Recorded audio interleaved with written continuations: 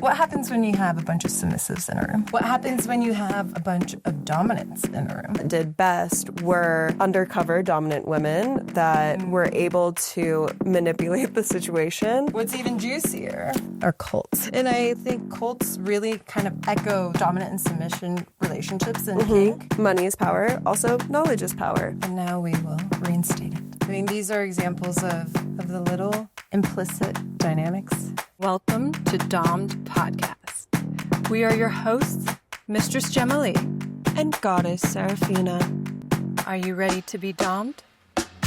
I really like this topic about power dynamics and how it's more pervasive in our everyday lives than just outside the BDSM context. Completely.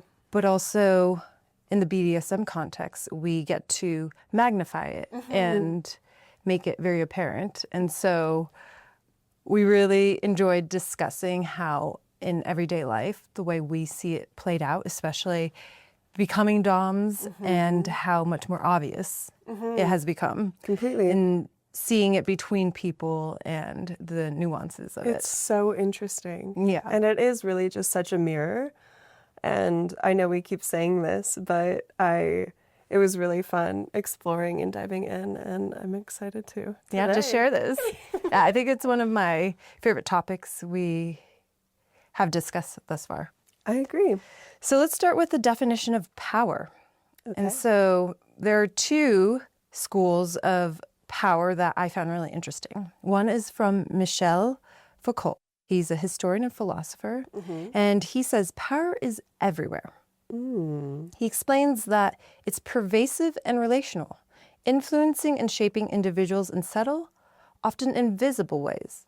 Or it is something that is exercised rather than possessed and is embedded in all aspects of society, down to even the way we think and act. And then a competing definition comes from Stephen Lukes, a sociologist, and he defines power as the capacity to secure compliance and can be at its most effective when it doesn't need to be exercised. And according to Luke, there are three faces of power. Okay. The first one is decision-making power. It's the most visible form. So, for example, a parent telling a child what they have to do. They get to make the decision and has the authority to enforce it. Then there's non-decision-making power. It's about controlling the agenda and what is being discussed, or even controlling what is off the table and not discussed. So, for example, say a corporation has a big environmental footprint. They may avoid discussing the climate impact they have and push more for, let's say, their charitable endeavors, right? Heard. Yes. Yeah. And the third one Luke talks about is ideological power. Explain more. This is the most hidden and the most powerful form.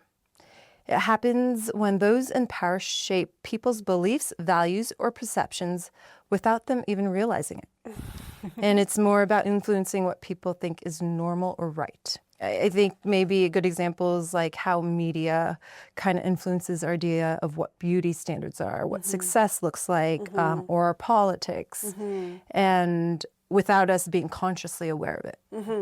Maybe propaganda falls kind of in that category. Yes. Well, what comes up initially when hearing that, I was in sales for 10 plus years, and it was really such a fun game for me to be able to present as in a more submissive way in that customer service role. Right.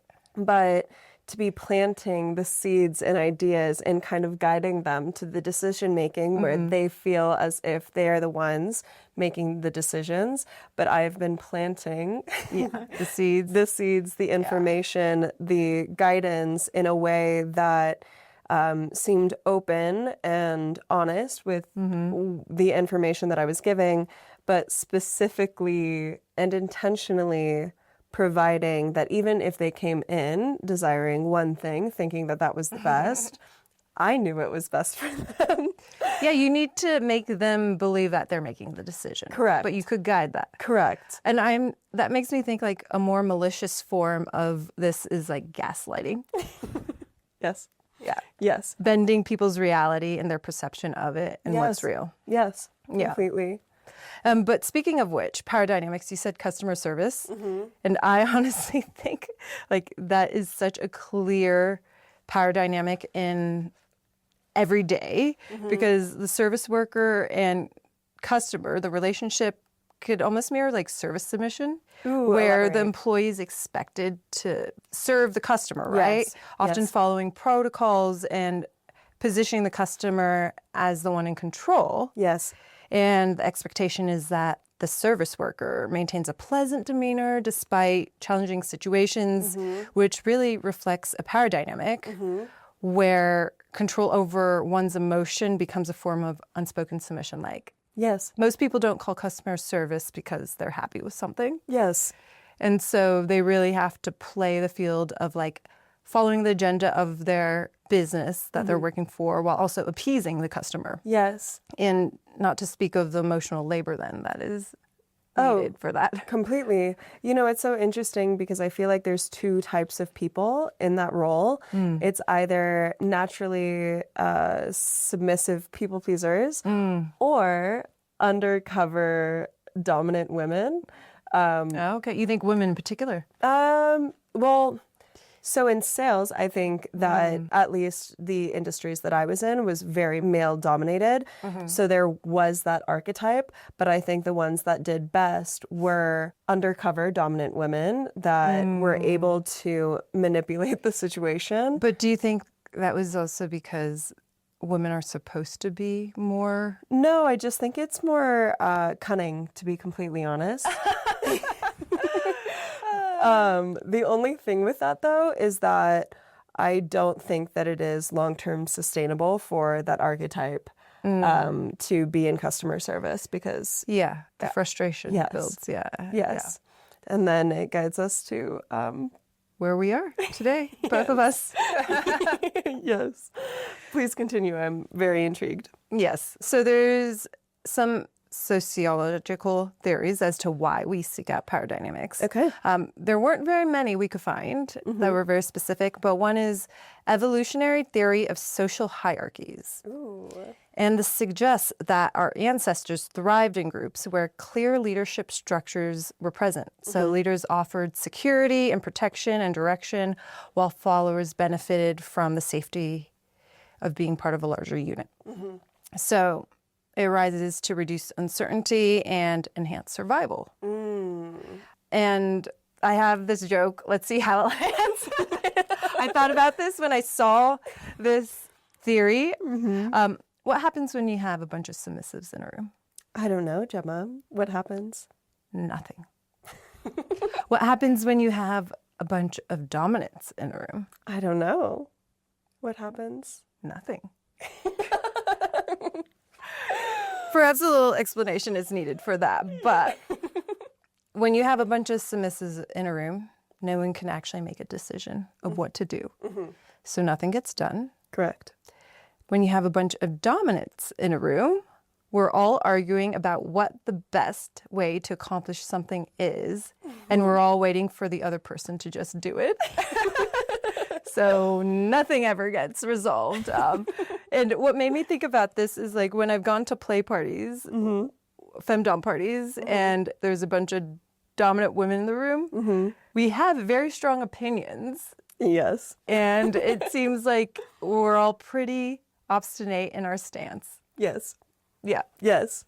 You know, we were talking about this, and I found it interesting because how we were kind of talking about how we pick our battles when around a bunch of different femdoms. That it's not submitting ever, but it's just I will play the role of action taking when I'm not wildly attached. Right. It's like you said, pick your battles. And for me, it's like if it's not something that I'm really stuck to, then I'm okay. Yes.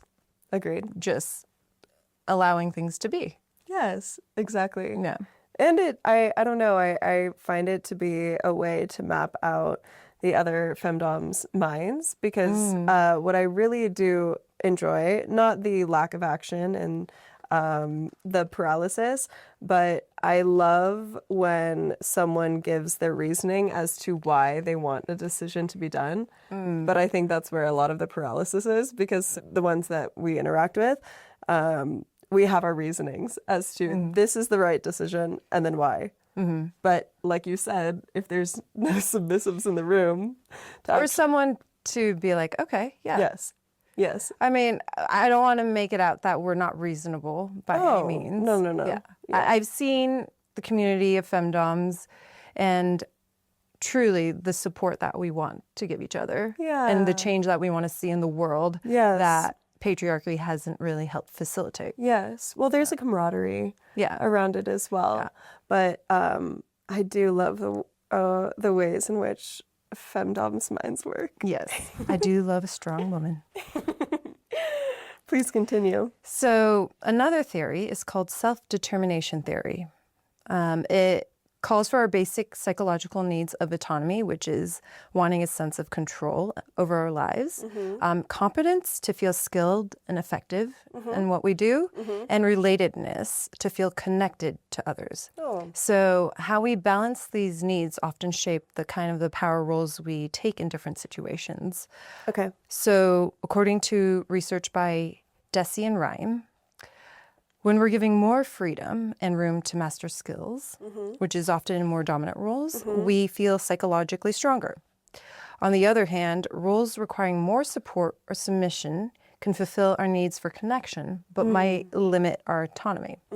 So in practice, we are unconsciously negotiating our roles and need for autonomy or connection in any given moment, gravitating more of it towards a dominant or submissive role. I found those two particularly interesting in explaining like power dynamics and the reasons why we may gravitate, whether it's connection or, you know, just for the betterment of the group. Yes. And survival. You know, that actually reminds me of something that I listened to recently, which was actually on parenting skills. And they said that confidence is created not from compliments or praise, it's from competence.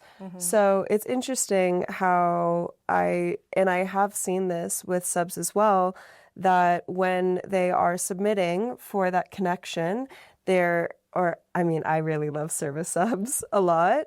And when they are in service, that is gaining skill sets to be more competent. And that builds not only connection, but then confidence that they are able to bring into the outside world. Right. Which I do really love. Well, yeah, it's attached to they then are able to embody that they could overcome a challenge or work through something. So, of course, yeah, that makes sense. So even when submitting and for that connection, that I do witness that autonomy outside of the DS dynamic is built more and more because of the competence and confidence that they gain when submitting. Yeah. Examples of power dynamics in real life. Okay, let's go. Yeah. So, women rights and equality. I don't think that we have strong opinions on this at all. No. The Equal Credit Opportunity Act of 1974, so not very long ago. 50 years. Yeah. So this was not just for women, but just minorities in general in all regards. They couldn't easily open a bank account or get a credit without male cosigner. So keeping many financially dependent on men. Yeah, I was not aware of that. And I was thinking back to it. I was like, oh, was my mother affected by this? I think she was a teenager then, so she probably was not. But it's just interesting to think that in our lifetime, there are women that may remember and have lived through that. Completely. Yeah. It's disheartening. It is. Yeah. And we won't go too much into it, but also research in medicine for women and how so much research has been focused on men. Yes. And so a lot of women don't get the care that they need because perhaps our symptoms present very differently. Yes. It's actually something that I'm really looking forward to in my lifetime, to go more into research case studies for women's sexual health, transsexual health. There's so many misdiagnoses, and that power dynamic of the medical field and medical treatment is still very apparent, and it's something that I'm really passionate about. Yeah. Yeah, as Yeah, well it's as you. important. Yeah, completely. Yeah. The church, as the OG Findom, so tithing, typically 1/10 of a person's earnings. So as a way for the church to fund their operations and bolster its authority, they would reinforce obedience and submission from their followers. And Money is power. money is power. And I recently came across this fact as well. Socrates, we all basically know who Socrates is, the philosopher, and how one of his teachers was Aspasia, who was a woman. And why don't you read about that? Why is that not in the books? And it's believed that when the church, the Christianity kind of came to power and have influence, they were trying to eliminate any female recognition in the history and the influence of thought during that time. And some people say Aspasia is a myth, but really, why would Socrates lie about Being taught by a woman. Yeah, like what difference would that make? Money is power. Also, knowledge is power. And the patriarchy did not want to provide that power. Yeah, exactly. That should have been properly placed. But now we will reinstate it. Just how I like it. What's even juicier are cults. We all love cults. Oh my gosh, it's so interesting. It's fascinating. Yeah, it really is. And I think cults really kind of echo the controlled environment of dominant and submission relationships in kink. Yet it's obviously without the trust and the best intentions for the submissives or what's a healthy power exchange. I really appreciate that you mentioned healthy power exchange, because I do think the ways in which cults and cult leaders manipulate is very representative of unhealthy, irresponsible practices of BDSM. Well, it's not BDSM. No. But the ways in which they manipulate, the ways in which they do not use consent, and that brainwashing that occurs. Like using tactics like love bombing, then isolating and creating dependency. Yes. Right? Yes. There's an interesting syndrome that I came across called abdication syndrome. So it refers to the handing of responsibility for their lives to a leader. And granted, this was a very small sample size of a study, 11 people from a Swedish religious cult. They said that they felt disconnected from themselves. And it raises an interesting question, like, are people attracted to cults and BDSM similarly because they're seeking that disconnection from themselves and from reality? And it kind of fits with the cliched view that people enjoy BDSM because they can escape and from the need to be authoritative. So I do think that there might, at least in my eyes, there's a difference, because I find that BDSM and the exploration of it can find parts of authenticity and deep, deep discovery of self and connection to self, and such a mirror of the power dynamics. But in a mirror, it's, as we know, the opposite of what is actually occurring in that reflection, which, you know, I love the switch of the power exchange in that. And there is this level of fantasy that can be attached to it as well. But it's a level of fantasy and distraction that lets you go inward and have, that exploration versus the detachment of self. Yeah. When I speak with my submissives, I hear time and time again, a lot of times they feel like they have to be in control in so many aspects of their lives, career, relationships, just overall the pressure of living Yeah. in this day and age. Yeah, And totally. so they do want this detachment from being in an authoritative role. Yes.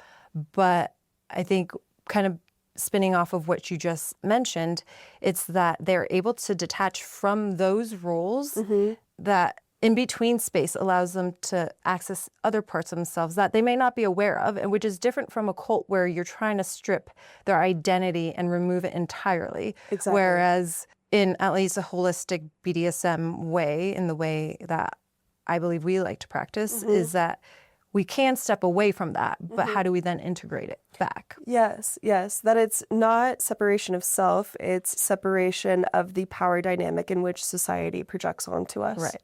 Yeah. Yeah. Well said.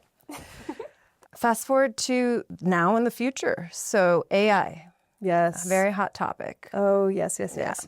Implicit biases in AI. One example is Amazon. They tried using AI to hire software developers, but it ended up favoring men because of the past data it was trained on, where the patterns were mostly male.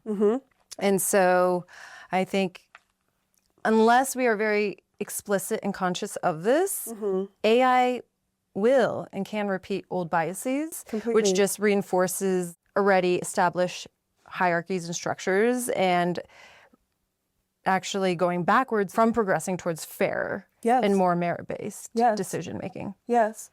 Yeah, it's, I'm really excited to see one, tech and AI being used in BDSM and in these spaces. I'm really excited to explore that. And two, one of the many reasons why I just absolutely adore women in STEM so much. And I do find that a lot of femdoms are women in STEM. The most common three backgrounds that I've met are one, healthcare. Yes. A lot of nurses. Nurses, I was going to say, yeah. I mean, yes, women in STEM too.